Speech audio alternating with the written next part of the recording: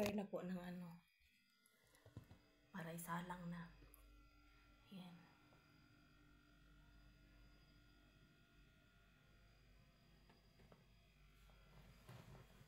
Kaligo na ako, pero sa katawan kagabi dinaligo na ako bago ako pumunta dito sa buhok. Lahat ngayon sa katawan na lang para malinis.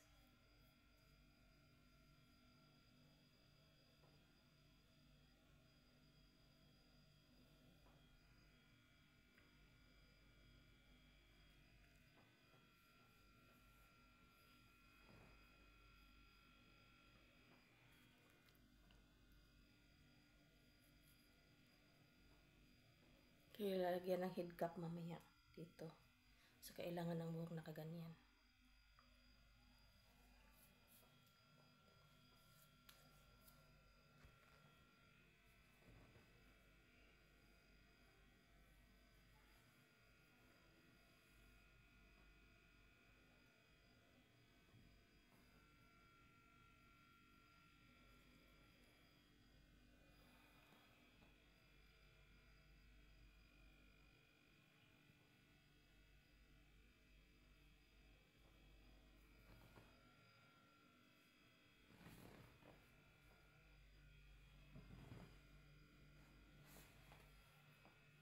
Hindi na magsuot ng BRE kasi syempre bawal. Bawal siya.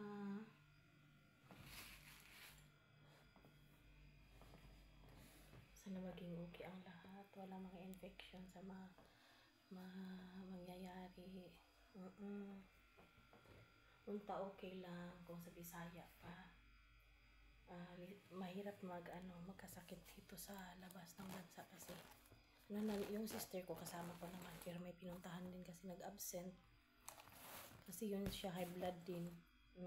Tapos ayun, kinuha muna niya yung mga papers doon kasi mag-report siya kasi para hindi mabawasan yung sahod niya. Tapos ako naman ready na ako, ready na salang sa surgery.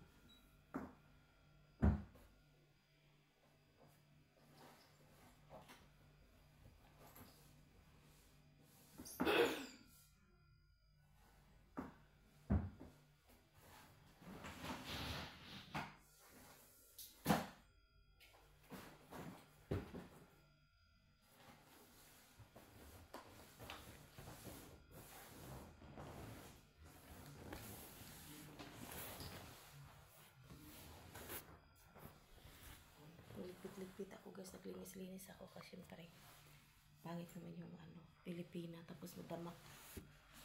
Ayan.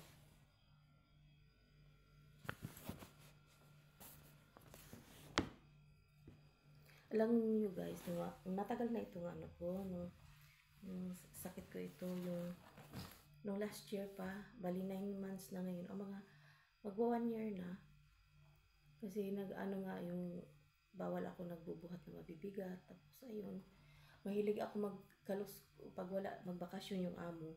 Diba na sa mga past na vlogs ko umaakyat ako sa mga kabinet, tinatanggal ko yung mga pang summer or pang winter na mga damit.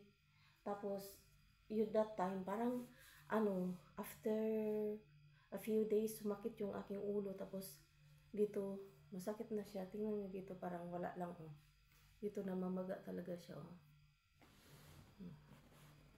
yung ganyanin. Huwag kayo magtaka guys, yung mukha ko ba iba sa ibang cellphone, malaki masyado, parang siopaw, pero dito ito talaga yung original na face ko, parang ganyan. Tapos syempre wala namang makeup, brown lang yan sa din ng cellphone, sa apps na hindi ako mahilig mag filter na puti kasi ako morena. Tapos ayun na nga guys, mahirap pag nandito sa OFW ka, yung malayo ka sa pamilya, yung amo hindi man yun, may mga amo na sasama pero yung amo ko okay lang. Tinawagan naman niya yung ano doktor, siya ang nag-request yata ng doktor, si Dr. Muhammad Al-Ali. Parang kamag-anak din nila. Tapos tawag niyan, si sir din ang nagbayad. Siyempre ako lang nagpunta dito, siyempre ako naman ang pasyente. Ako yung mga pang 3 days na ngayon, yung first blood test, i-check, tapos yung ears, yung hindi ko lang na videohan yung nag-ECG, tapos i-examine yung tainga ilang beses, dalawang tapos yung sa sounds, i-check yung sa sounds, tapos titingnan sa loob ilang beses. Grabe ang pag-process nito, kaabot ng almost 1 year, kasi hindi siya sa private. Maganda rin naman kasi dito, kasi okay naman yung service yun. Tapos ayun, kahapon na lang na chest x-ray, tapos okay naman yung wala naman akong TB, wala akong sakit sa baga, kasi no smoking, no drinking hard drinks and everything. Yun lang, kain lang talaga si Divine, kain lang, tapos tulog ang hapon, tapos trabaho. Yan, losyang talaga dito na side. Yan, ganun lang. Tapos yan, nagkikipag-usap lang ako sa inyo guys, kasi hindi ko alam kung anong madadatnan, ano ang maging result nitong surgery na ito, kasi dito daw bubuksan. Sabi ko nga sa kapatid ko, Sisi, kasi umalis pa siya saglit, Sisi, tingnan mo yung kidney ko ba, kasi nasa pipilapan mo. Have you ever yung mga question na ganyan na you have allergy, yes, I have allergy seafoods, pero hindi yung sa breathing, yung sa skin, magko-corn siya, magko-corn, parang bilog-bilog siya na parang something like that. Tapos yung sa smoke, yung may asthma ako, may hypertension, pero yung hypertension ko, meron na talaga ako maintenance na gamot. Meron ako maintenance na gamot everyday. Tapos ito naman hindi ako uminom, chinek naman nila now and then. Ang aking BP, okay naman. Like, basta medyo mababa, okay naman siya. Tapos, actually yung sister ko, yung HB niya, yung BP niya kahapon is 200 plus din. Sa kabila ding public na na nakabilong na kung saan siya nakatira, doon siya din na clinic. So dito nakalibre siya ng BP. Nag-BP siya dito ng 3 times from at night and then today. Tapos yung bali dalawa kahapon, tapos isa ngayon. Naging ang 200 plus niya na BP, naging 150 plus na lang, kasi binigyan ko siya ng gamot. Kasi long story guys, pasaway din, magdoktor din sa sarili niyang Tapos yun na nga guys, mga 10 o'clock pa yung aking schedule ng surgery, pero ngayon mga 9 na ngayon or plus. So hinihintay ko lang, tapos na ako, nakaligo na ako, nakalotion ako sa body, tatanggalin pala din yung yung mga cutics dyan. Tinanggal ko, binigyan ako ng nurse ng acetone. Binigyan ako ng acetone, tapos ayan, ready na. Tapos yun, pero bawal maglagay ng kung ano dyan. Basta lang nakagawian, tapos deodorant sa kilikili, ganun. Hindi na ako magpulbo sa likod, kasi kaugalian ko yun, baka mag-atching yung doktor. Okay naman.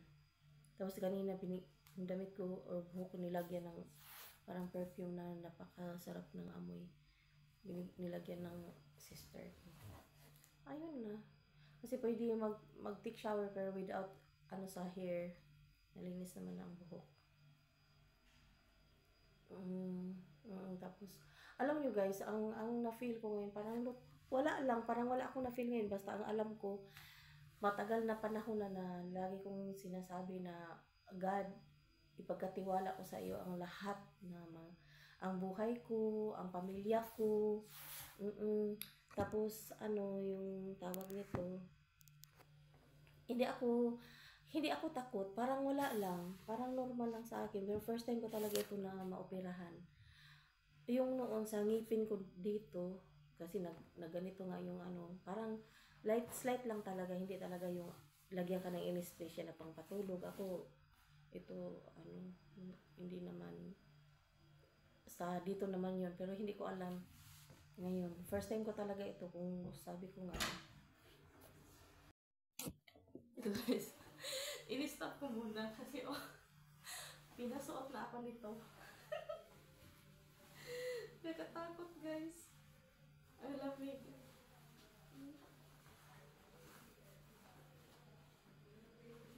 Gown na ako. Hospital gown. Yan guys, ready na po talaga ako. Promise.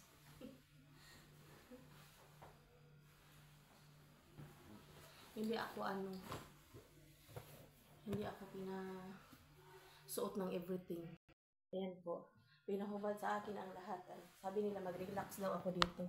Mag-antay na lang ako ng aking tawag. Agoy noy. Para ako magluluto nito eh. Tapos meron akong ano dito. Tag dito. Meron din dito. Yan o. Tag. Yan. Para ako. Yan. Yun na nga guys. Ito. Nagpa-pop talaga yung aking tainga. Pop. Kaya kailangan na siyang operahan. Nagbihis na ako kanina. Ngayon tinanggal na naman. Oh, mga Pilipina naman yung ano doon. Pilipino yung mag-handle doon. Pero yung ano doktor. Dito taga dito. Ito lang guys for now. See you in my next vlog continuation. Yes. And pray for me guys, or kung halimbawa mapanood niyo ito, tapos naman ito ipa-premiere ko lang ito, kung wala man ako, hindi ako makapag-handle, it means basta panoorin niyo lang ito guys, and pray for me. And thank you so much guys, and this is your Divine Juvin channel. And magpasalamat ako kay Coracha Hunter Vlog, Sisi Kuy, Mariter Mix Vlog, Sisi, si Sir Doye It, thank you and salamat. Tapos thank you na nga, salamat pa. And yung si Sir Marlon, MC Mix Vlog, si Mary Cute Official, yes, and Annalyn Ormatan, and Malidel, and Shali Estrada, and Shali Mix Vlogs, and Jeannie's Heart, and sino pa sa lahat, si Prisnan 73 Live, and si Lance Vlog. Thank you so much, Sisi. Tapos sino pa yung lahat? Si Lawrence Doctor, sa lahat ng aking mga friendship. And this is your Divine Juvin channel. Bye! See you around!